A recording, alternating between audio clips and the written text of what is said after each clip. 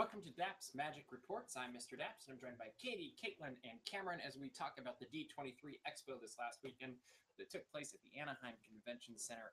Every 2 years it comes to town, and it's pretty much billed as the biggest Disney fan event anywhere, and that's absolutely true, except for if you go to the Japan one, which they're bigger fans than we are. I feel like Yeah. I'd be curious how intense that could be, because this weekend was pretty intense, long days, lots of information.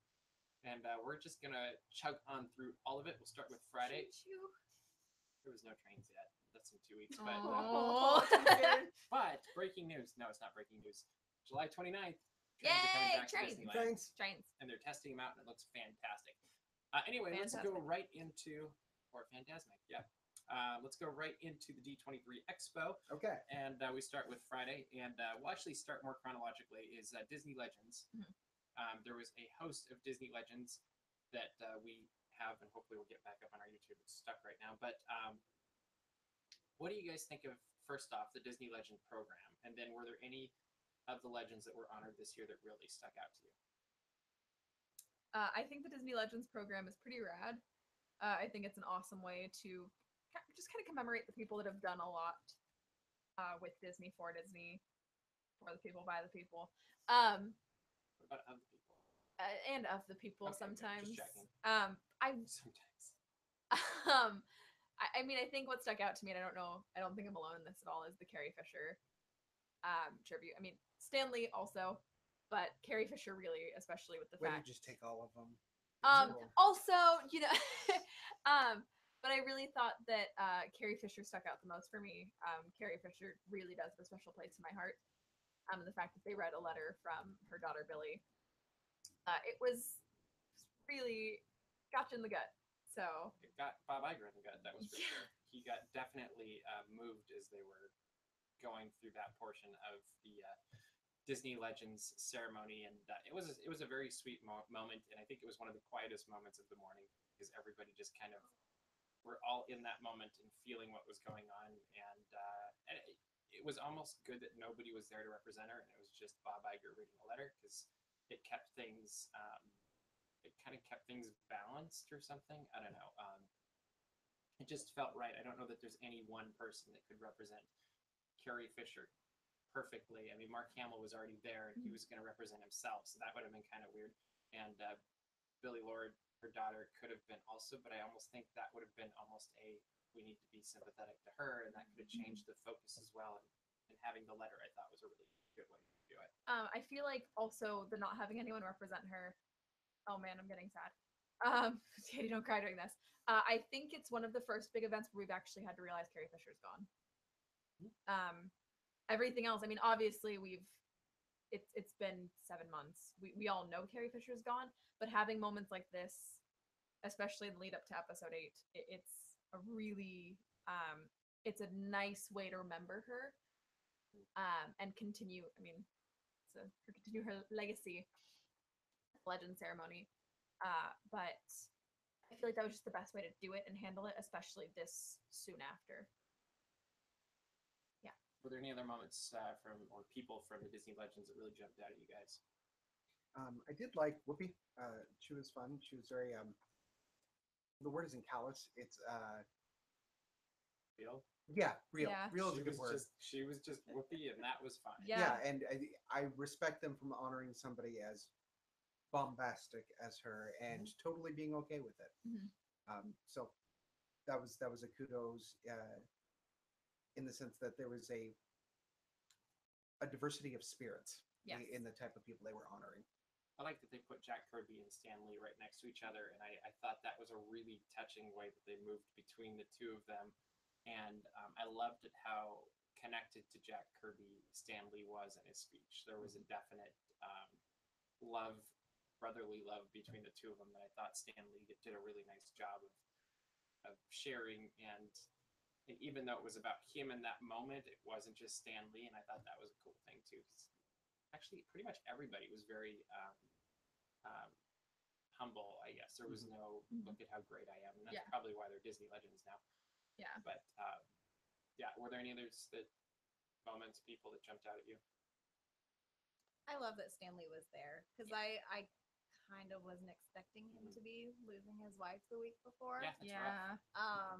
So the fact that he was there warmed my heart, and I saw little bits of his speech, and I was like, he's so precious and energetic and just so enthusiastic about what it means. And I love Stanley McNeil, so And he's precious. 91 now.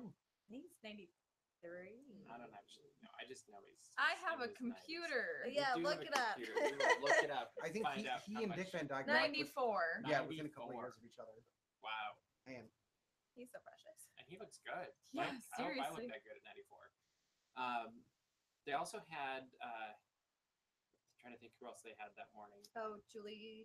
Oh, Julie Taymor. Taymor, That was a yeah. really good. She was a good segment because she shared about how much the impact of what she's done on theaters, particularly with The Lion King, has done. And she shared a story about how a family had lost, I think, a sister, and it was a month later. They were still struggling with things and almost didn't go to the show. And then when they were there, they had the song about Mufasa always being with you and looking at the stars, and how the little boy told his parents that, hey, our sister is still there because of that song. And just they did a nice job of connecting, I thought, that morning. And it wasn't the ending we were expecting necessarily, because then they sang that song and it was a very pretty moment. But I think, it kind of ended things in a different way than sometimes, where they're just like, and this was more of almost a hug in some ways. I don't know. Who would you like to see added to the Disney Legends? Oh goodness. My first thought was, you have Mark Hamill, you have Carrie Fisher, Harrison Ford, and then I remembered Harrison Ford would not want it. No. Harrison Ford would be like, you can keep it. He doesn't have a choice. He's like, I'm done with Han Solo. He just gets, yeah. Like, I think they should just make him do it anyway. Yeah. I'm trying to think, like, I hate to say it, but think old. Okay. Yeah, I'm trying to So, think like, in that range, but I'm like trying to visualize like people. for vivacity brought to it, what is the Titus? He played Sebastian. Oh, Oh yeah, that'd be kind of I know who you're. Yes. Yeah. He played Titus Andromedon on Yes. Unbreakable Kimmy Schmidt. Titus Okay. Burgess. Yeah, I think that's it. Yes. Yeah. I think that'd be a good one just because he's brought a lot of vivacity back. Both him and Genie. I think it was. James. Yes, that one. James Yeah, Monroe. Broadway. That Genie. Eaglehart, Yes. yes. Not new Genie. I don't think Smith has done much in the Disney realm, although it's not required to be a Disney legend. It's true. But Okay. How long do you think it's going to take the voice of Moana? I can never say her name correctly. Ali. Thank you. That one. How long do you think before she becomes a legend? Since they seem to be giving Disney princesses legends faster than anything. Well, Mandy Moore hasn't gotten one yet, and Tangled came out 7 years ago. That's surprising. So She has a TV show. Sure, she does have a TV show. and then Mhm. Frozen Girls haven't gotten one yet, and That's just a matter of time. and Brave has whoever voiced Merida hasn't I gotten don't one. remember who that was. The last princess was who did Tiana. Tiana?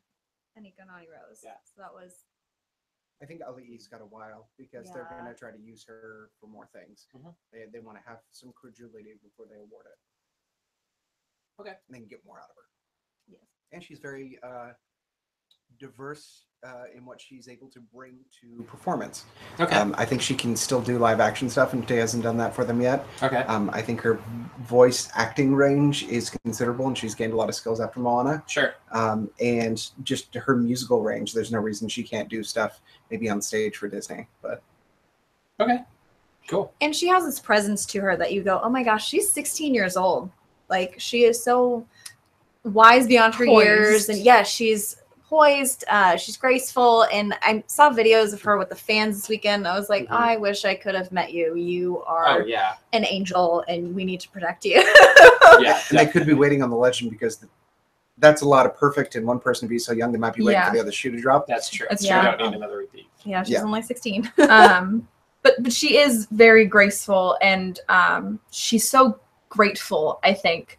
She recognizes the opportunity that's been given to her, and she, at least for now, is not she's not acting like a princess.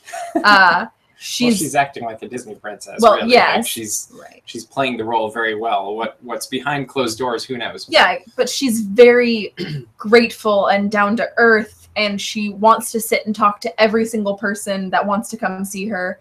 And people come in with flowers in their hair, and she's like, "Oh my gosh, like, do you love Moana? Like, I love Moana Flowers' hair. Like, I love Moana's Flowers' hair." Yes. An autobiography by Katie It's okay. Reer. Okay, we'll I go got for you. it. That's I know what you fine. meant. or Katie Bear, one of the two. Yeah, you know.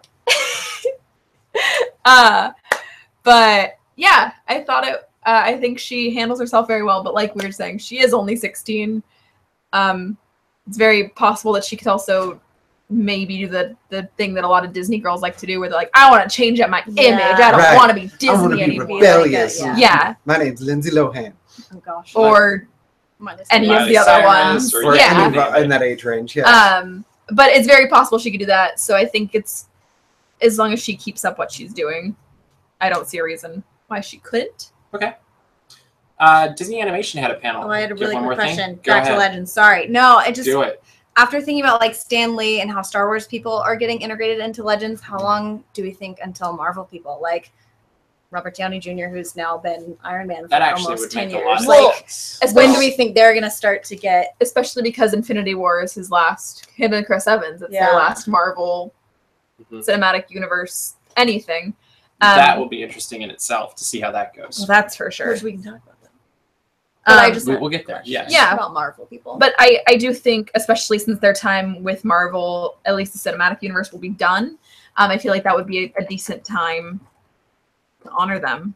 That's interesting. I think of that list, only Robert Downey Jr. would qualify. No, I agree. Well, he's owned so much of what they've done, and he's Yeah. just thrown himself in head over. He just went for it. He's kind of the embodiment like of I was gonna say they The kicked franchise. off the cinematic universe with him. Yeah. So it was like, well, you better be Well, and good. isn't it interesting that Tom Holland seems to be the heir apparent right now? Oh, For yeah. really Oh, yeah. taking up that For next role, sure. and he's not even really like he's partially Marvel, but we're sharing him with Sony, Right. and that's just weird to me because it's like they're putting all of this muscle behind a character that they really don't even control the rights to. Yeah, That'll be interesting to see how it plays out. that's for sure. But there's no other characters really that have that same level of strength and Unless they're straight mutant, appeal. which they don't own at all. to it. Unless they're mutants and they don't own them at all. Right. But even there, I think there's a different feel about them where these kind of are the like you're not going to go hug a mutant, but Spider-Man, I feel like a lot of people just want to. A lot of people do go I'd hug hug him. Spider-Man. You're the exception I to the would rule on totally just hug about you. everything. It's true. Yes. Okay, Okay. he So, said I'm exceptional. yes. That's Exactly. beautiful. You're oh my exceptional. gosh. So, animation panel was in the Yes. afternoon. Yes. What were your highlights from the animation panel? There was a lot that was covered. There's so much.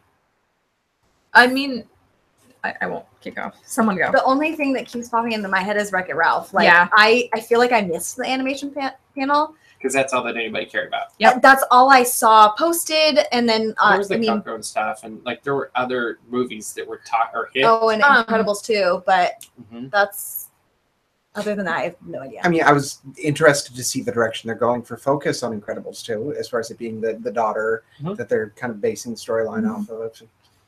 I mean, I don't know what that's going to look like, but we'll see. I mean, that movie I think has the most to live up to as far as like as a successor. That's going to be tough. Yeah, there's a lot of risk and reward, I feel, with Incredibles too, where in some ways it could be the easiest one to pull together, and at the same time it's also the easiest to totally miss on. Oh, yeah. too. Yeah. See, I think the easiest one for them is Wreck-It Ralph, and that's why they're pushing it so hard. Oh, totally. I don't think they can mess that one up. Like, Well, No. especially now. I mean, Yeah. They took a concept that I was a little bit worried about, and I think you were too. Who was that? Wasn't somebody else? It was all of us a little bit I oh, the think. internet thing. Yeah. It was Yeah. kind of like, oh, so this is just replaying the Toy Story trilogy or whatever, and now they've taken it into a place where it's going to be completely.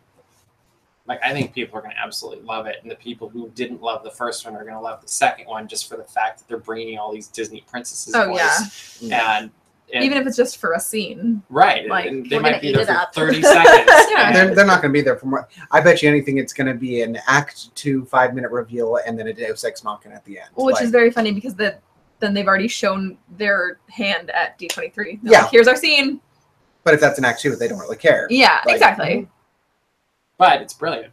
Yep. Yeah. Because Yeah. it's going to get people in there. They're going to watch it. They're going to love it. They're going to watch it again. They're going to share it with It everybody. pulls a demographic they might not have had. It's the same Absolutely. logic that they used with the Trolls movie, which I think was DreamWorks. Uh-huh. They brought in a ton of YouTube stars on. It's just Yes. these are the things people watch, so Mhm. put them in. It's smart. Yeah, Like, yeah. I think it's a great idea. Of the movies mentioned in the animation panel, which one are you most looking forward to now, or same as before? And which one aren't you looking forward? Was In it fact, how just about those 3? No. Did No, they talk it about was- gigantic at all? No, They it did not was talk two, about Coco. It was Frozen, the short before Coco. Okay. It was Frozen 2. It was Incredibles 2. It was the unnamed space film that takes place in the cars, planes. Oh yeah, that one's the bottom of my list. Yeah. Another one. I think Uh, that's fair to say. and that's then funny. there's an unnamed. What's the director behind it? I don't remember. I can't remember either. But it basically tackles the loss of his father, that he dealt with as a child. That he always was asking the question of who is my father, and so he takes this. Turns out it was Darth Vader. Yeah. But it takes this world of trolls and elves and things like that, and there's no humans at all, and that's they going to be the biggest they- coin flip of them. basically have to go on this adventure. And it's the the journey that he took as a kid. It's basically his emotional, not grieving, but It's going to be an emotional journey that yeah. hopefully will resolve itself by the end of it. Otherwise, we'll all leave That depressed. or it's that or it's going to be bad. And like I think that's everything. So nobody's excited about No one's space. excited. No. The first frontier for cars and planes. No. Like I just don't, and it's Disney Toon Studios, which is hit or miss for me. Yeah. Like, I think there's potential there, and maybe they've learned because I think the planes thing got better. Like it got too intense for me in the second one. Was there a second one, or is that the first one? there's only one Yeah, plane. it was What like was the other planes Disney or Toon like fire studio? and rescue or That was- something. There we go. Yeah, Yes. but so I think there's possibilities with that. But I'm not overly excited about it. Well, they pulled Cars 3 Incredibles 2. in that storyline, but Incredibles 2 is the one I'm most looking forward to after this. I'm still on Coco. I was gonna say yeah. Coco is where I'm pretty living. stoked about Coco. Coco will be great too. I actually put them at the same level for me. Yeah. I just think, for me, Incredibles 2 will have the soundtrack edge Ooh. because it's going to be the soundtrack. Coco will be the pretty soundtrack, but Incredibles 2 will be the one where I go back and get excited about. Like it'll just be that amped up. I think it might still go the other way. I think Coco might have it because it's an entire thing based on music. That's I mean, true. I think it'll be a good soundtrack. I just think I'm going to like Incredibles better. Yeah. I think stylistically, I'm more prone to like the James Bond action Right. movie, that style of music versus this very pretty Latin influence. Latin Yeah. influence. Yeah. And I actually really like that acoustic classical guitar. Flamenco kind of. Yeah, I think if I'm trying to relax after a long day at work, I'm going to listen to that. Yeah. But it's not going to be one I go to regularly, like on a road trip or something. I think I'm the other way, and that's where our difference is. I know. That's Good. why you're on that end. That's I'm why on it's this put end. me as far away as possible from It's it. all good. All right, let's keep moving along. Also on Friday, something you weren't going to see on a schedule or anything anywhere is I got invited to go experience Walt Disney's office in 3D, or not 3D, in virtual reality. Yeah. In 3D. Thank you. I was yeah, waiting. yeah, immediately start thinking Muppets. But so I got taken down this hallway, and I don't actually know where. Sounds like a horror story about It was a to little bit happen. weird because this guy just started asking me questions, and then he's like, "Would you like to go on a virtual tour of Walt Disney's office?" I'm like, And then Yes. he woke up in an alley. "Yes, I would." My hat was gone, my tie was gone. It was No, very scary. So they walked me through these back hallways, and I ended up in another room. I don't know where I was actually. Yeah. They put this big headset thing on me that I could see pretty much every direction. I had ears. I could talk to some guy at the other end of a computer somewhere. Was it heavy? And, no, Okay, so it wasn't expensive. it felt like it was expensive. Okay. But they had me on probably like a 12 by 12 foot area of carpet, When they turned it on, it actually felt like you were kind of just about to go into Tron because it was just a white screen everywhere with a grid. And I actually joked that I'm like, oh, am I going into Tron? They're like, well, maybe we should do that one next. But where I did end up is they turned it on and I ended up in this little screening room where they taught you how to use your hand device things and pick up things and throw things and turn on lights and move around. And then you transported into Walt Disney's office, and you literally could go around. I wrote about it on DAPs Magic, but you could go around the room, you could play the piano, you could pick up music, it would play that. You could hear Walt talking in the next room. You could look at books that had inscriptions and writing on them and pick up the models. Like, it was a very interesting thing. You could put them down, you could drop them, you could... Yeah, you got to say the most important part. You could chuck stuff across the room. Yeah, you can throw stuff across the room. And so you just pick it up and throw it, and off it went. And it was a really fascinating experience, and something that I really hope they develop further, because I think you could really, like, it'd be great if, say, D23 members could experience this in Chicago or Detroit or wherever it is they go on these tours for the Faniversary events or something. I mean, think how cool it would be to be able to just, like, plop down in the middle of the Disney studios and go in Walt's office, and you could see out the window was the water tower. And when I went on, it was programmed so that it was like early evening, so it was kind of that blue haze glow at night, and just a really cool experience that I hope they do more with. And I don't know that they know exactly where this is going to go, but they gave me permission to write about it, so you can read all about it. And do you have a question? No, it's been dwelling on me for the last couple minutes. I like the idea that you're like, I feel like I'm going to Tron, and like I like the idea that they had a switch. Like, and what do you do? The Office, don't do Tron. Like, like we don't. Or like the laser was in front of him about to. Or they're whispering, and they're like, "Who told him?" It was cool though, because I didn't feel disoriented at all. Where I've done like the Oculus Rift, and I got a little bit dizzy or whatever, and I actually had no concept of where I was. Like, when I took off the headset, I had no clue which direction I was facing. It was weird because you could walk around, but you could also like transport like Star Trek around also. Well, and that you said you had no concept of time. Yeah, I don't know how. Also super trippy. Not a clue. Yeah, it was really cool. But yeah, that was definitely a fun experience on Friday. And yeah, I think that covers Friday. That's good. Friday. Shopping did a day. There's all the shopping and the floor stuff. They had street parties throughout the day, all 3 days. So much which were a lot of fun because they had the different panelists that they would put on these old cars that kind of like what you see on Main Street. In fact, I think 1 or 2 of them might have been from Main Street, but you'd see them go along with a band and dancers and singers that would sing Zippity Doo-Dah, and they get everybody to sing along. It was very old school, almost like Mickey Mouse Club feeling. Oh, yeah. And it was really cool. I appreciate that they did that because, you know, for some people that maybe couldn't get into Legends or whatever panels, it was a free-for-all for everybody to be able to actually see them. Mark Hamill and Stan Lee exactly. in the same place. Exactly. I spent a lot of D23 watching people's Instagram stories, and I saw Miss Bailey C was waiting in line for something else, and she was like, "Oh, look, Mark Hamill's right in front of me," and there he goes. And it was just like she didn't, like, there were people that were camping out for these parades, and she had just as good a chance of seeing Mark Hamill while she was waiting in line for something else. A pretty rad experience that it was kind of an even playing field for a lot of people, not an evil. And it really did. It really opened up the possibilities of seeing different. You know, I saw Manny Moore and Zachary Levi. Was that yesterday? It was yesterday. It was Sunday.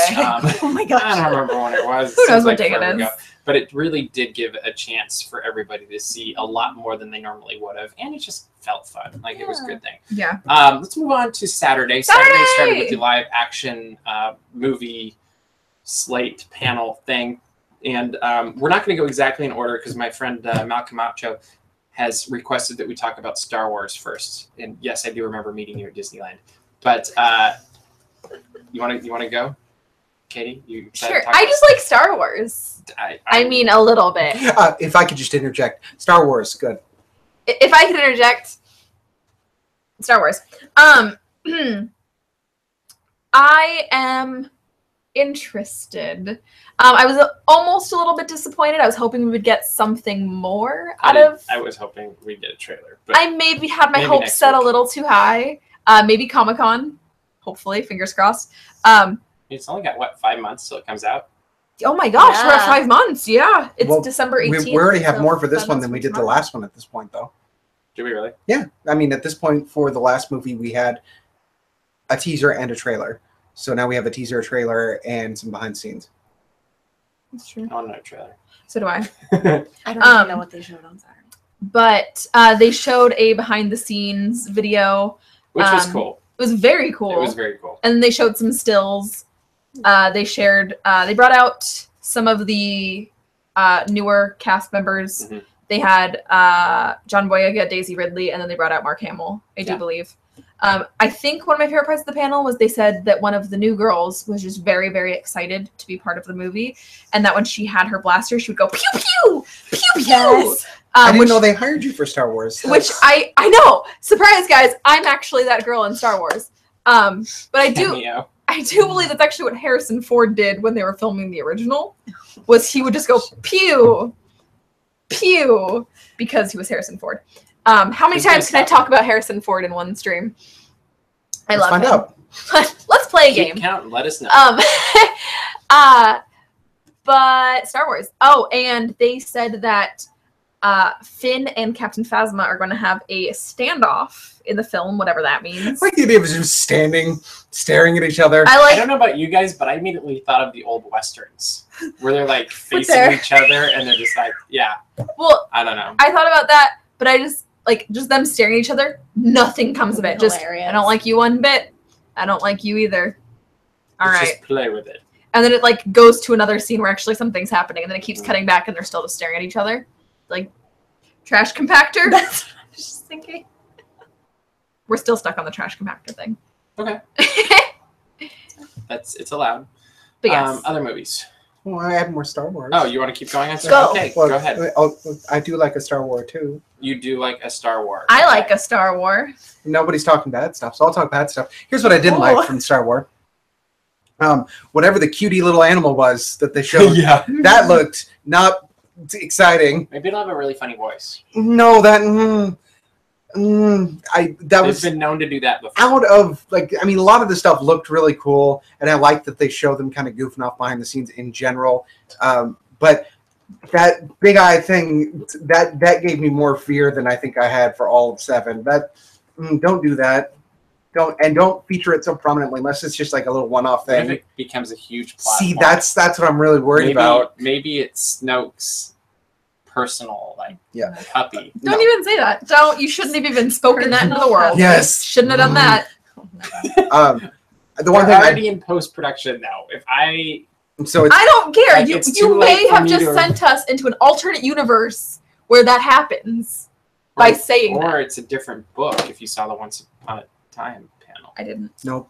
Oh, I did like the weird. each Tony Once Upon a Spine. Time is from a different book. Each I story. like the and they can spiky axe change. things Go ahead. from the First Order. And my ass. That was so interesting. cool. Oh, I could see Yeah. every 501st member in the world just go, and we have to build that. How do we make that? would you? I- Oh, I'm sure it's already done. Yeah, I'm I sure saw they it have. on Saturday. And it's like, okay, But got it. the nature of the weapons for the First Order, I think, are telling a really, really cool story that It's going in a different direction than they traditionally did with the Empire. yeah, and it's just so brutish, and I wonder what it's obviously a fighting weapon, but what's the purpose of that? And Pain. is there going to be one highlight weapon Pain. from each one? The other thing that really, really threw me is how much Rey was still training with the staff, because they showed her a couple of times still doing quarterstaff stuff a lot, and I'm like, she got a lightsaber. Why? I do almost like that it does not rely on her lightsaber. I agree. I'm curious what that. is I'm to also mean. curious, but I don't know. No stupid little animal thing becoming.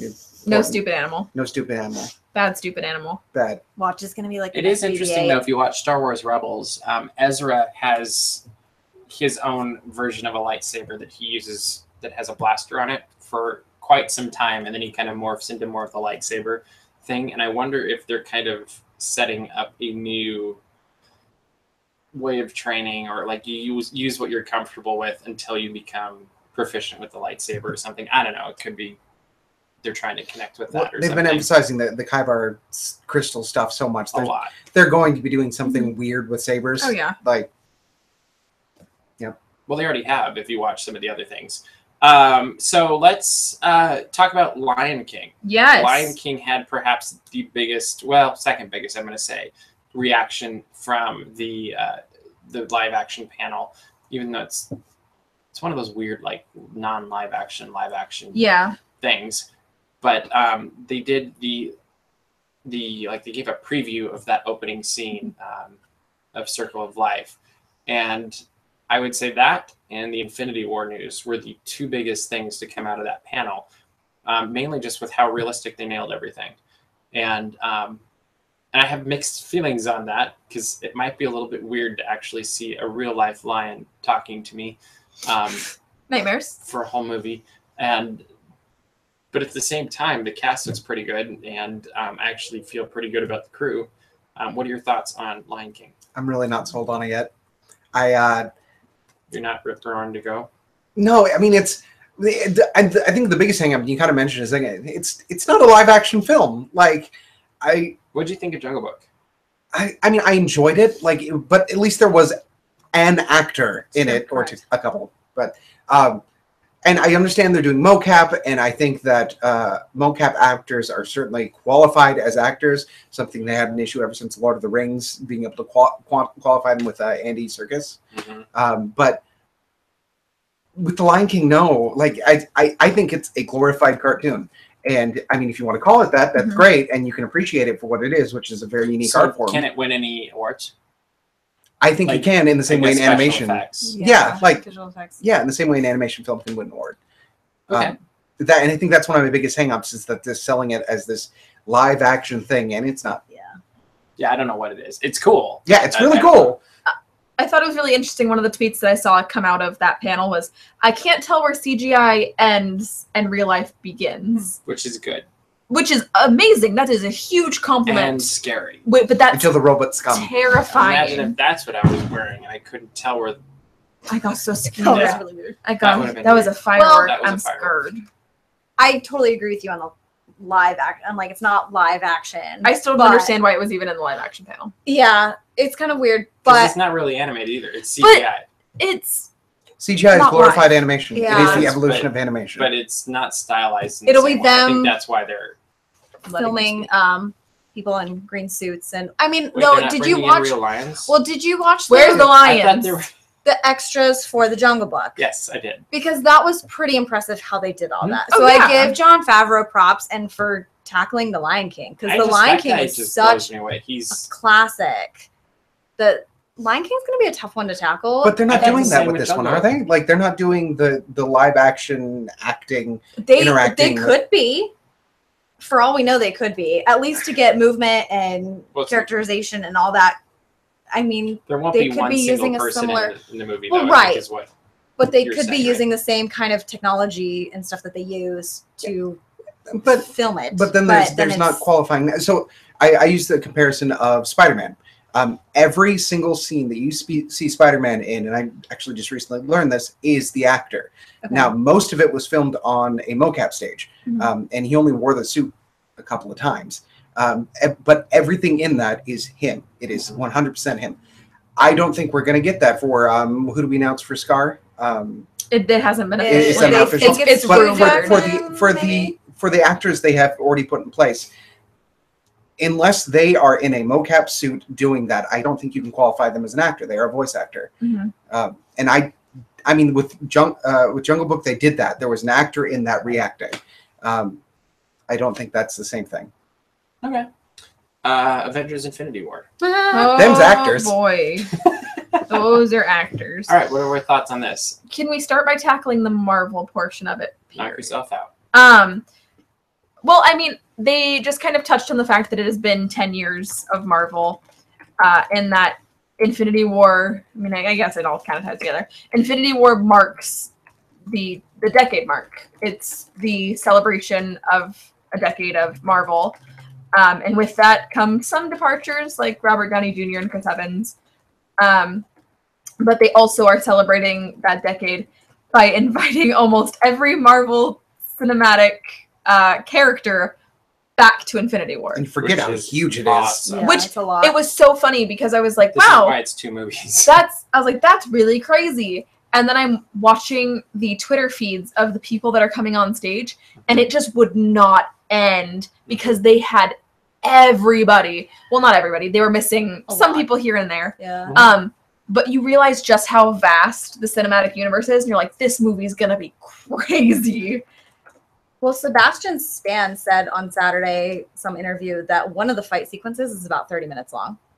Which doesn't There's surprise so me many at all. people, It has to But I'm be. just like, oh my Yeah. gosh, that's just one. There could be who knows how many. I saw someone say, imagine the scene from Civil War where they're all running at each other in the airport, and multiply it times like 500, and that's what this So movie's do you gonna think be. we're going to be able to keep up with it? No. No. Like, No. I think it's going to be one of those movies we're watching dozens of Oh, times. yeah. Still picking up, like, Oh. that battle in the back corner going on Right. while And Thor's over here. And I think that's the Marvel strength right now. They realize the strength is in the repeatability of some of the stuff that they're Oh, watching.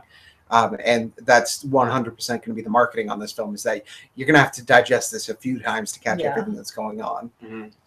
And I feel like they will have a very not basic storyline to follow, but they'll have something that's not too complex to follow. But the more you watch it, the more deep it becomes, and the more complex it becomes, and the bigger Yeah, it as long grows. as they have that overarching storyline that Yeah. people that aren't too invested can just follow and enjoy the movie and get all the other stuff that adds the depth for the rest of us that have followed for the last 10 years. Yeah. And, And that really, it speaks well to the folks that are kind of pulling the strings on all of this, because the Marvel Cinematic Universe is one thing. Marvel as a whole has hundreds of characters. Most of them are connected. And that's something comic book fans have loved forever. Is like, this person's connected, this person's connected, this person. And for them to be able to orchestrate as many as they have to be intimately familiar with one another in such a way that an audience can understand that is dang impressive. 6 degrees of Marvel bacon. Now, is it going to be one movie? Or 2 movies? Because I remember they said 2 movies, and then they went to 1 movie. So is it back to 2 movies? I think it's 2 movies. Okay. I thought it was one, but I I thought it I'm was always 1 too. confused. No, but I thought it was 1 too. 1, 2. 3, 4, 5. I think it's back to 2. Okay. What I saw a couple weeks ago. I'm always confused. Yeah. So let's move. Actually, just before we do that, final thoughts on Infinity War. It's gonna be 2 thumbs up. I'm That's a good thought. excited. Yep, that's gonna be good. Okay. One other movie that was covered that is actually a little bit easy to overlook, but I think is very intriguing, is Dumbo. Oh yeah. And that was just brought up by, I think it's Wavy, WAVVI on here. But what are your thoughts on Dumbo? They released a picture of Tim Burton on Casey Jr.'s train, which I loved. Like, I loved the direction they went with the train, making it kind of look this old, lived a really long life engine. And that's all we've seen of the movie so far. But they also announced some of the cast. And so we know that Colin Farrell's going to be in it. Michael Keaton's going to be in it. Danny DeVito's going to be in it. Eva Green. Like, they're putting together a really solid cast for this. It's a heavy hitter cast that I would not expect for this direction. I don't even know where this movie's going to go, but it's basically what it is, and there's a new person introducing Holt Ferrier. I like their name. Who's a former circus star who finds his life turned upside down when he returns from the war. Circus owner Max Medici, who's DeVito, enlists Holt to care for a newborn. Of course. Like, enlists Holt to care for a newborn elephant whose oversized ears make him a laughingstock in an already struggling circus. So this seems to me like it's not just going to be the underdog story for Dumbo anymore. It's the underdog story for this whole ensemble of people connected with the circus. And then it concludes for the description that, but when Holt's children discover that Dumbo can fly, persuasive entrepreneur V.A. Vanderveer, who is Keaton, so it sounds like he might be another villain in this, and an aerial artist named Colette Marchant swoop in to make the peculiar pachyderm a star. So it sounds like there's going to be quite a bit taken away from Dumbo, but they do need to elaborate on the story because Dumbo is only like, 65 minutes? It's Oh, yeah. really So they short. really have to expand on it. Yeah, it's super short. So it sounds like it'll kind of be a little bit of two stories in one. I mean, if they use it as a jump, I think it could be a surprise hit, and I didn't think that before this. Completely agree. Yeah, like I had no hope for it before Nope. hearing some of this stuff, but I also think that where it could fall flat on its face would be if it went kind of Pete's Dragon-ish. Mm-hmm. I was not actually a huge fan of that film in general, but I feel like if they kind of settle us up and then go very surface with it, that it might be a problem. But they could go really in depth with some stories that we're not familiar with entirely, but we have the structure of our concept of Dumbo that we could dive into it. And Burton's good at that kind of thing, so the question is asked, do you think any of the old Dumbo music should be carried over into the new film? Homage, maybe? I think it should be incorporated into the score. Yeah. I could definitely see that. So you're saying Michael Giacchino's doing the music? No. Because he's very good at I don't incorporating think he's old ever worked with themes. Tim Burton before. But I'm just worried. I mean, I'm worried about Tim Burton as a whole making things like dark and creepy. Yeah, because And, Dumbo and he's so innocent. but this is kind we're of. going to know how it goes at the I moment we was see gonna the say- concept art, or the Really? moment we see the first image of Dumbo, we're going to know what movie we have. This is a bit of a grittier story. The fact that this elephant is being used to turn a profit for a poor circus. I mean, and Well, then and in some ways, they've taken away the heartlessness of the original movie because they were just dumping him in like they're making him a laughing stock of the original. that's true. And then the redemption portion is he can fly at the end, and it saves the circus. But this, they're almost, I don't know if they're skipping that or if they're trying to capitalize off of the flying thing earlier. And Well, and in truth, if you're really, and this could be an interesting article sometime, Dumbo is not actually a very good positive movie because the only thing that saves him is that he gets good at a thing. Yeah. I mean, that's not a huge. There's nothing it's a good about movie. that. Like, Yeah. so yeah, I think. Well, the other thing that saves him though is really that Timothy Mouse is so devoted to him. But at the end of the day, if he wasn't good at the thing, like then that would have been it. So yeah, okay. So I mean, I think they could be taking that kind of almost cursorily at the beginning and Good word. cursorily. That was Make tough to that say. But like just touching on that, showing the shallowness of it, and then continuing. So, good or bad? Go. More good than I would have thought a week ago. I don't know. Don't know. Cautiously optimistic. I think it's gonna be good. I actually think it's gonna be one of the better Tim Burton movies in recent history. Is Elfman signed onto it? I don't know. And I don't know if I care or not, but I have more hope for this than the Alice in Wonderland movies. I kind of I hope can see he that. isn't, just stylistically. Completely agree. Mhm. Other thing that was huge on Saturday was the Parks and Resorts panel. And first thing that came out, they got right off the, right as they started, was Star Wars themed land now has a name, Star Wars Galaxy's Edge. It will be coming out at Disneyland first and then be following to Disney's Hollywood Studios at some point later. And we now know that the battle attraction, you're actually going to be on a Star Destroyer, which will be very cool. And that the actions you take on the attractions will follow through. We kind of already knew this into the area as you go about your day in there, which could be really funny if you did some things accidentally. I just think like, oh, I crashed the Millennium Falcon, and then you get chased by Hondo or something. I don't know. There's lots of possibilities with that. But let's start with Star Wars Galaxy's Edge. What are your thoughts? And you're just dying to go first, it looks like, so go ahead. I've called it the wrong name like 6 times. And it's on total accident. Like, I don't mean to, I just forget what it's called. And I'm a very confused person as it is. So you throw words at me. I do think what's going to happen, unfortunately, is I think everyone's going to call it Star Wars Land. Is that an unfortunate thing? It's not the intent. Okay. I think they want people to call it, I almost called it Galaxy Quest again. They want people to call it Galaxy's Edge. It's a good movie, though. I keep saying Galaxy Quest, guys. Someday you'll see the movie. Someday. I'll be allowed to. But they want people to call it Galaxy's Edge. They do. They don't want, if they'd want people to call it Star Wars Land, they would have called it Star Wars Land. But I think that at this point, the name Star Wars Land has just stuck, and that's what everyone's going to call it. That's etched in. I know that they... So what do you think about the land? I'm so excited. I get to fly the Millennium Falcon. That's all I care about at Star Wars Land, guys. I mean, give me other things. Yes, Land, no.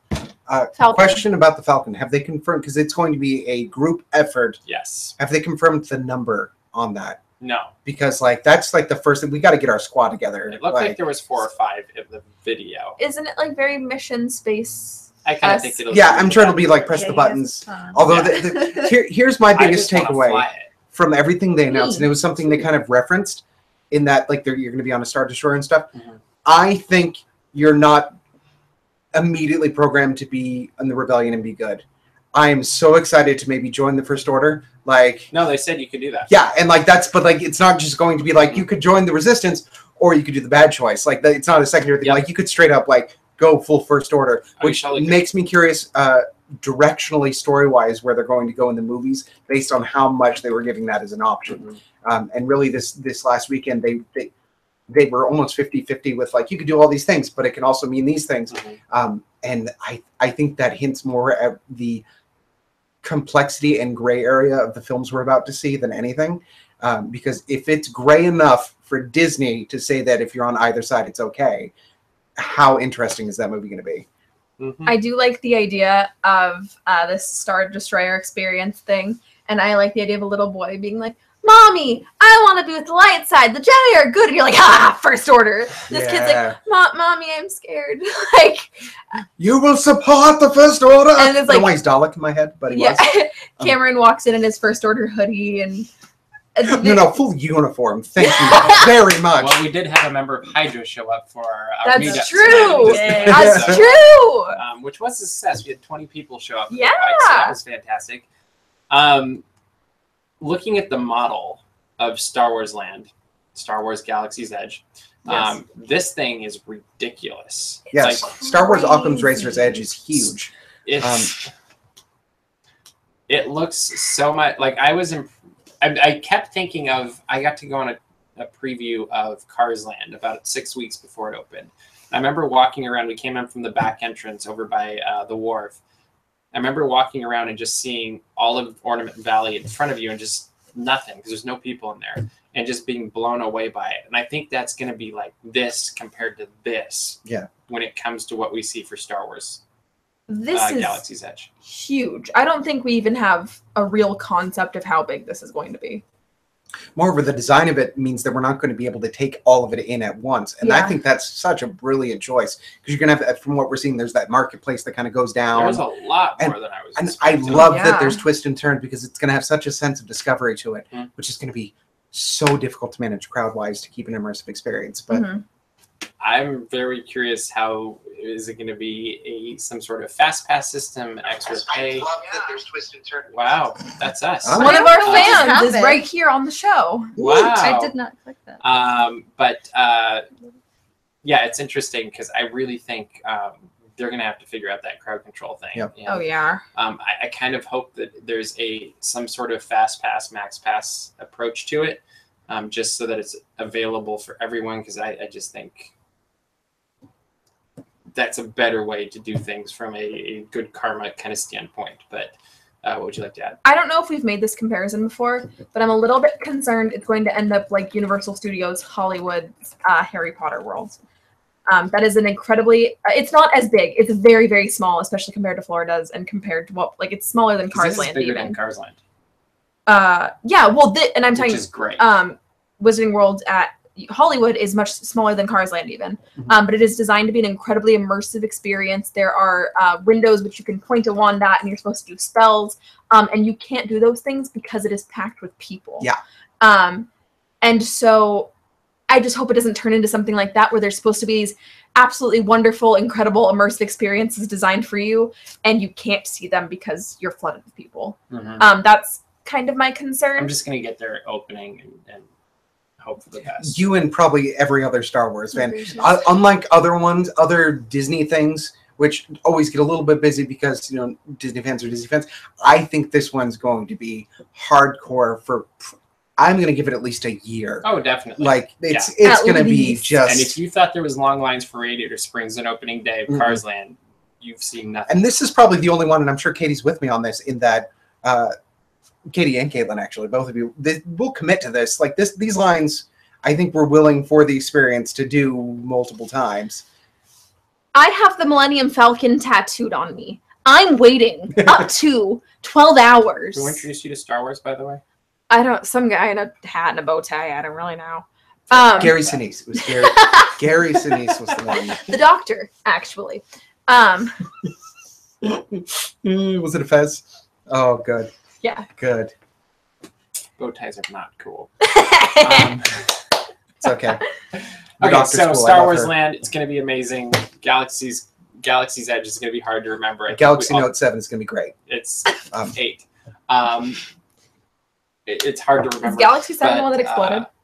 Yeah. Yes. So it's Galaxy 7. Yeah, Galaxy Edge of Tomorrow is going to be super good. They also announced a bunch of changes coming to Epcot.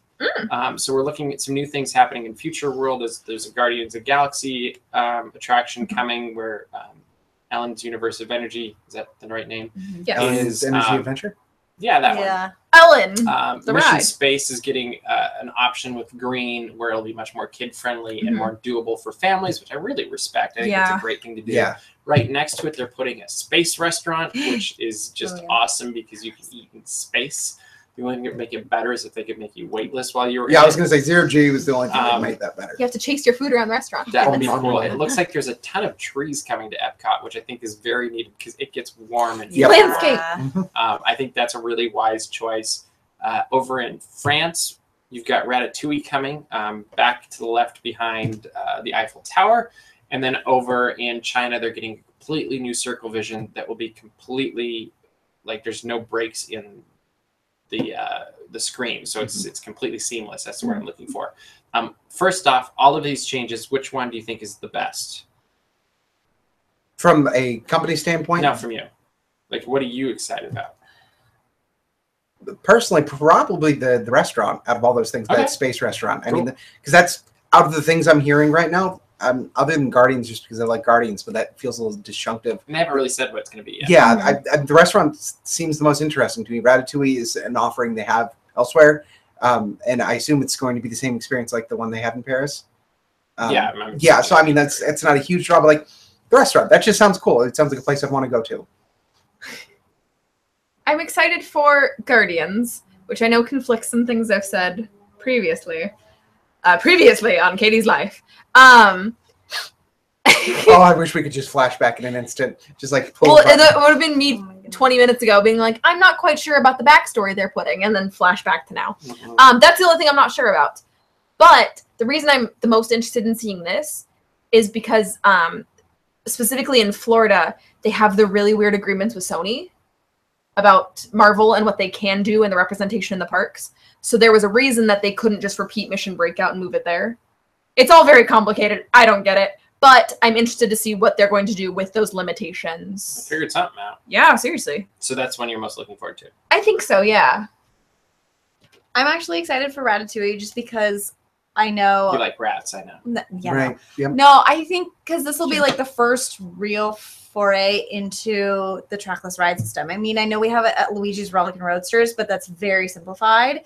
This will be a full-on like dark ride attraction on a trackless ride system, Well, it sounds and like we it's don't also have that. Just the next step of adding more Disney properties into the worlds of World Showcase. Mhm. And I'm hoping it doesn't replace the unique country aspects of it as well. Yeah. I hope they can keep the show and have that, because then I feel like you're kind of doing both. It's a larger like scale of Honor. what they did with Small World. They incorporated characters in them, but I don't think it took away from the Small World feel. But they've also already kicked this off with Norway. The fact Yeah, that Frozen, whatever it's called, Frozen Forever? Frozen Ever After. Frozen Ever After. They've already started it. Mhm. And now I think the problem is how much can they do before it takes away that country feel. Because you can get a really good like Aladdin attraction in Oh, yeah. Morocco. Yeah. But I would like to see it in a way that doesn't replace the flavor and the cultural experience you get in each one. Morocco's Yeah. my favorite Epcot place, by the way. Right, I remember that. Well, and Yeah. And I think that's the thing, is how can you still represent it culturally and not necessarily bright colors, Disney, children. Like, how can you like that's what it is with Small World, is that it's accurately represented in the country, and it's not necessarily this bright, flashy thing that takes away from it. Matches the aesthetic. Yeah, it so it's gonna need, if it's gonna go to World Showcase, a maturity to it, to match. Yeah, there has to be a good balance with it all. Yeah.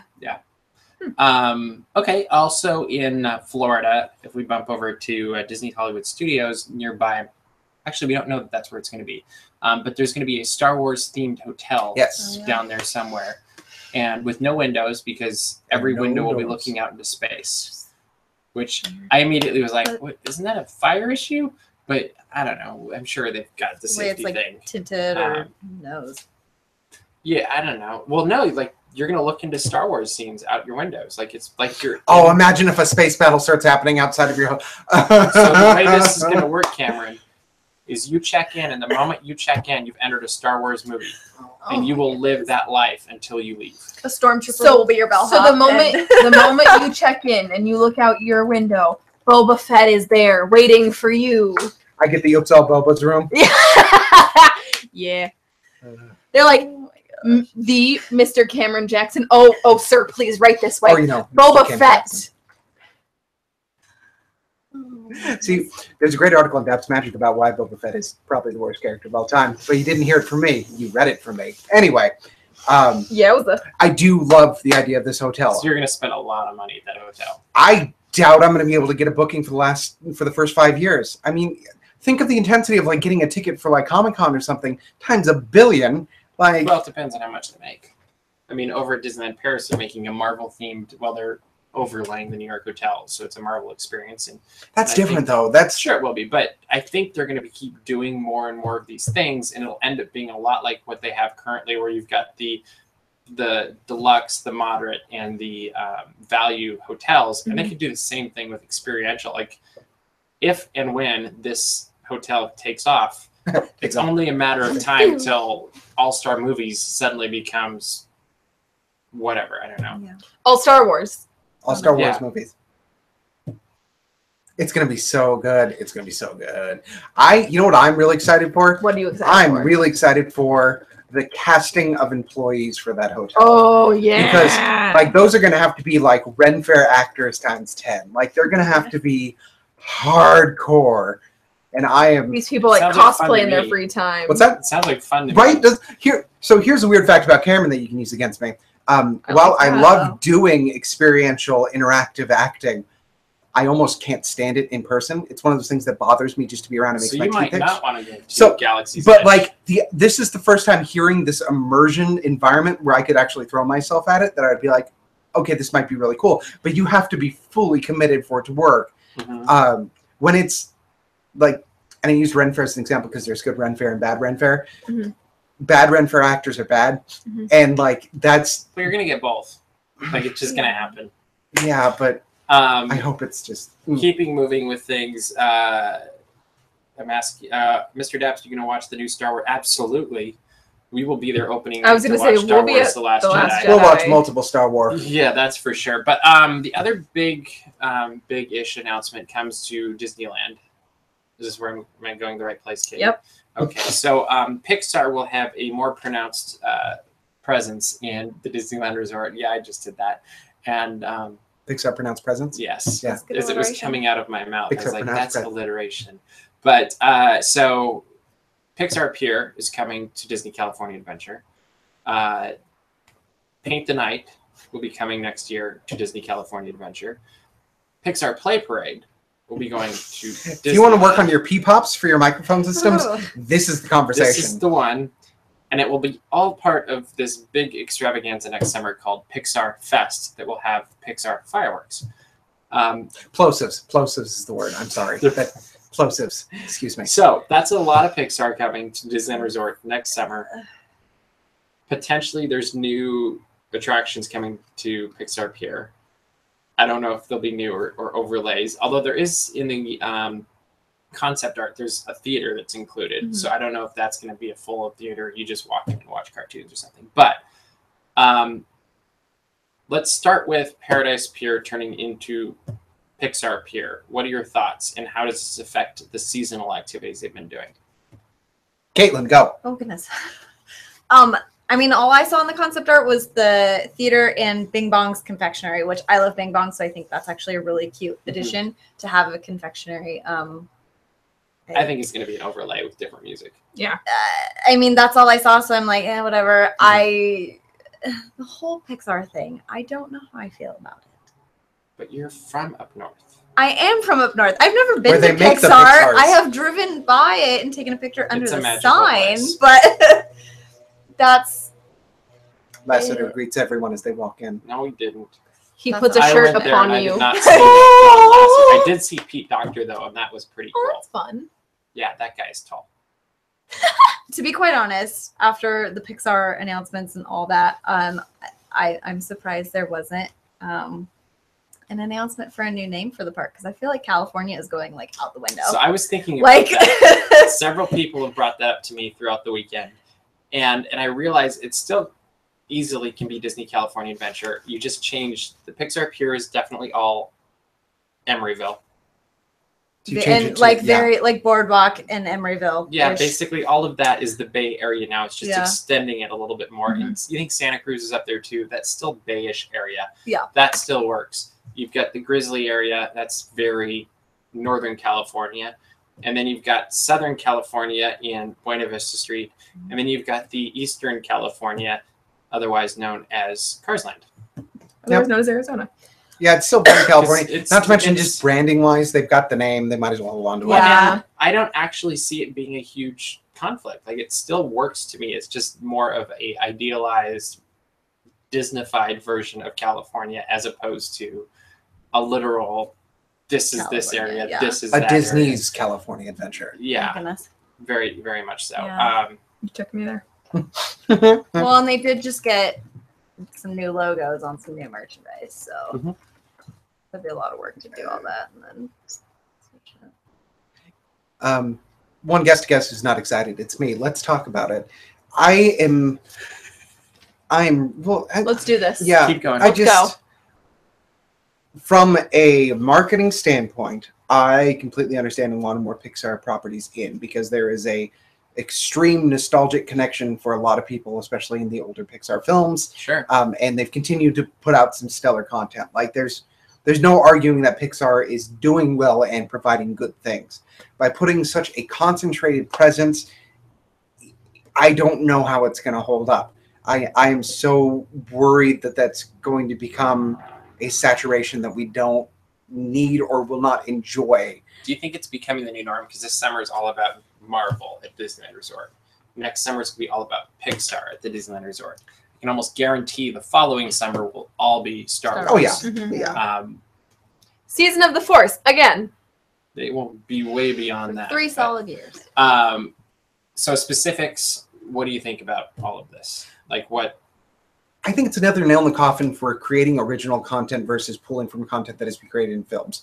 That's not to say there's anything wrong with that methodology. It is certainly profitable, as Disney has clearly demonstrated. Mhm. But you can only rely on that so much. I mean, think about how many properties have been pulled from allowing creatives on the Disney properties make things like Pirates or things that aren't connected to anything but are just solely entertaining for Do you entertainment's think sake. that's ever going to happen again? I so. think there'll be a renaissance of it, and I think it's going to come when they dry up the well for the things they're doing now. Which would come down to them running out of movie ideas, or what? No, it'll come down to them to people not having nostalgia connection or them having enough misses in films because everybody does it. You can only So it would be the movie thing. yeah, you I can think only that's be probably- creatively home run for so long. Disney's great at it, but they're going to have a couple of misses in a row, and then they're going to run out of content, and then it's going to get a gap in nostalgia, Yeah. and then it's just not going to function. Like Yeah. this model works great for profit as they are demonstrating now, but you can only do it so much So before you what have do to you create. think of such a big Pixar presence coming to Disneyland side? Like, I will admit, it's a little bit weird to me. I don't like. It feels intrusive. I think I don't have a problem with Pixar being represented. I think it's the exclusivity of Pixar, Yeah. where suddenly you have a parade that's only Pixar. You have fireworks that's Pixar fireworks that's celebrating Pixar. And all the artwork I've seen for that is At not very impressive. Disney, well, it's pretty early, so Yeah. I'm not worried about that yet. But it's Disneyland, and it seems weird to me. Like, I could understand, and maybe this will happen, is they'll tweak things, and we're barking up the wrong tree. But it seems weird to me to have 12 minutes of fireworks with no Disney characters in it and only Pixar characters. I don't mind if there's crossover. Like, that's fine. Yeah. And I think that's the strength of Remember. But it also seems very strange to me to have a parade with no Mickey Mouse in Disneyland, who's Disney's #1 character, no Disney princesses in Disneyland. And unless they incorporate it for the Wreck-It Ralph thing, then they just throw them up there. That's not Pixar. That's Disney Animation. That is. You're right. Never mind. And so then, one of the things parades are for is give everybody a chance to see Mickey and princesses and all those. So you could say, oh, we'll just go to Fantasmic. But Fantasmic doesn't have as much crowd capacity as a parade does. Mm-hmm. And to me, it's an interesting choice to take a parade that's not super popular and put it in the prime parade spot. I just don't know. Like, I'm kind of hoping things change a little bit. I feel like, I think it's because we're so accustomed to Pixar being in California Adventure, and really there isn't a lot of Pixar presence in Disneyland. It's what, just Buzz Lightyear? That's it, I think. Yeah. Nemo. Oh, yeah, Nemo. And I think you could have more. Yeah, I think that's just, it's all of a sudden like, here you go. It's like, here's It's your the Pixar. exclusive factor that seems weird to me. It doesn't, I don't think it fits. And honestly, like, why couldn't they have done like a Pixar World of Color? Like, that could have been That'd be kind really of cool. actually. Like, Well, and I think that Paint the Night is a perfect blend of Disney and Pixar, where you realize they're all part of the same company and world. And I think that's what you need to do to really succeed. But it'll be interesting to see what happens with this. What else do we have this weekend? We got the Star Wars thing. Oh, the gondolas. The Disney Skyliners. What do you think about these coming to Florida? More transportation is always better, and And they're cool. Yeah, and like it's a neat way to go around. They already have cool stuff with the boats and the monorails and that kind of stuff. And the new minivans. oh yeah. I don't know Mini- about the minivans. mini- They're Minivans. mini vans that are painted to look like Minnie Mouse that I think are going to be kind of It's like like a Uber. little Uber-ish thing. That's cute. They also announced that instead of 2 new Disney Cruise Line ships, there's going to be a 3rd one, which is cool. But the big thing to me that came out of that, in fact, it was one of my favorite moments at Disney Parks panel, was they're doing a live stage show of Beauty and the Beast from the movie. And they had the actors come on stage and sing a brief medley from it, and it was fantastic. I think I will like it better. Like, this stage version, I'm going to like so much better than the movie, because it was a movie that was made for Broadway actors. And when you hear them sing it, I was just like, I'm going to go on a cruise. Sign me up. I want to go watch the show. It's going to be a cruise-specific live show? It's on the cruise. Okay. I would be very happy if they put it in the Hyperion Theater and like it looked that good. Like, I don't know if it'll be that good or not, but yeah, I think it will be fantastic. Other things that happened, there's a bunch of different Imagineering panels. One of them our good friend Annie was part of, and she did a fantastic job. We have that up on our YouTube channel. Take a moment to watch it and see somebody who's really real that's also been really successful. And it was fun to just see her be her. And Yeah, you really be drawn to it. I was having like proud best friend moment because Chris FaceTimed me so I could see, and I almost cried. I just was sitting there so excited. And I mean, how cool is it that she got to present at the expo? Like, that's so rad. And so, anyways, yes, go watch it because she's awesome. And at the end of the Disney Parks and Resorts panel, they gave out fast passes for Fantasmic. None of you saw it with me on Saturday night, but some of us saw it again last night, and we do have the video up. And thank you for your kind words. We work hard to get good videos of Fantasmic, and so appreciate that. What do you think of, for those who've seen it, the newest? We won't give you spoilers. Fantasmic 2.0. Overall, I enjoyed it. I enjoyed the additions. As a whole, I enjoyed the additions that they put into it, and I think it made it a more exciting and engaging show. That's my whole. I do love it. I'm not entirely thrilled about some things that have come out of it. Not to say that I don't like them. I think that everyone knows, like, kind of the biggest change is what I'm not entirely sold on yet. Maybe I'll give it time and it'll grow on me, but for right now it's not. But I My cried. issue with it was the vocal acting. Yeah. I liked the acting. The vocal acting I thought was weak. Oh. And maybe a little bit obnoxious at one point. Yeah. I could agree with that. But all of that said, I thought overall it was really great. It was a really good show. Like, I have no complaints about it. And I think the original show wasn't necessarily dated, but it wasn't necessarily fresh either. Mhm. And this brought a fresh perspective to the show that I actually really like the way they use storytelling in this, and they used Mickey Mouse in this. And I think there's elements of it that are much stronger than the other show. And I think there's also a couple moments where I'm like, I'm thinking about that still. Mhm. Yeah. Some of those upgrades though were big. Oh, and, yeah. like they were. Like there's Massively a better. visceral reaction to seeing them. Like that, it was I can cool. almost guarantee you can never go back to watching the original after seeing Yeah. the show. Do they still have the poor unfortunate souls in We there? won't tell you anything. Nope. You Yeah, have we to can't tell tell you. you. No, because I mean, if there was, I wish they could have brought back the jet skiing eels. Because I There's saw no that jet skiing once. eels, I'll tell you that. That could have been cool. I actually agree with you that portions of the original soundtrack is better. That I think the original fanfare was better than the version that they have now. I thought the harmonic choices were a little bit interesting. I liked them, but I also found them a little bit distracting, whereas the original was a little bit more fanfare and powerful. Mhm. And the new one, I actually felt like the harmony almost took over the melody a couple times with those trombones. But other than that, I really liked it. And this is totally nitpicking. I definitely give it 2 thumbs up. Yeah. And definitely go check it out. And if you don't want to get super early in the morning to get fast passes, go watch our YouTube video. But judging by today, they're going to go fast. It's going to be insanely popular. And dining plans might be a good Expect idea. to be there a couple hours early, especially if you don't have that Mhm. fast pass. Mhm. Just plan on it. Or bite the bullet and get a dining package if you can. Yeah. And just find out where those dining packages are first so that you know where you're going to sit. And we'll find that out as time goes by and all of those things. Just so you're not surprised, because expectations game is always a good idea as well. Anyway, my battery's about to die on Oh, this no. computer. Oh, So dear. we've been going for an entirely long time.